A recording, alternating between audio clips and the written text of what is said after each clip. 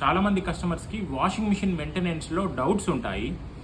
Washing machine 3 ఇయర్స్కే rush వచ్చింది, 3 ఇయర్స్కే problems వస్తున్నాయి, censor issues వస్తున్నాయి అని చెప్పేసి. అది వాషింగ్ మిషన్ మెయింటెనెన్స్ వల్ల ఇష్యూస్ వస్తూ ఉంటాయి. ఒకసారి ఈ వీడియో చూశాక మనం అవి ఏంటో డిస్కస్ చేద్దాము. ఈరోజు మార్నింగే మా వాషింగ్ మిషన్ పాడైపోయింది.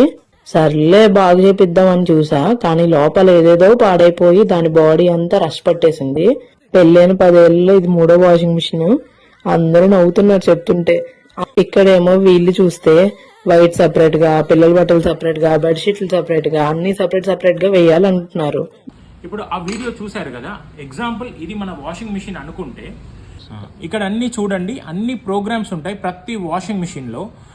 చాలామంది ఏం చేస్తారంటే వాషింగ్ అయిపోయాక క్లాత్స్ కానీ వాటర్ కానీ ఇప్పుడు ఇట్లా పెట్టే వరకు వాటర్ లోపలికి వెళ్ళిపోయి ఇక్కడ సెన్సార్లు అన్ని దెబ్బతినే ఛాన్సెస్ ఉంటుంది. రెండోది ఏంటంటే మీకు ఇక్కడ వాటర్ అటు ఇటు స్ప్రెడ్ అయ్యి మొత్తం రస్ట్ వచ్చే ఛాన్సెస్ ఉంటుంది. దానివల్ల వాషింగ్ మిషన్ మెయింటెనెన్స్ ఇష్యూస్ వస్తాయి. ఇప్పుడు ఇంతకుముందు మీరు వీడియో చూసినట్టుగా. రెండోది ఏంటంటే రెగ్యులర్గా దీన్ని డ్రమ్ క్లీన్ చేస్తూ ఉండండి. దీనికి సపరేట్గా కంపెనీ డ్రమ్ క్లీన్ ప్యాకెట్స్ ఉంటాయి. రెగ్యులర్గా ఇన్లెట్ అవుట్లెట్ వాల్స్తో పాటు రెగ్యులర్గా డ్రమ్ క్లీన్ చేస్తూ ఉండండి.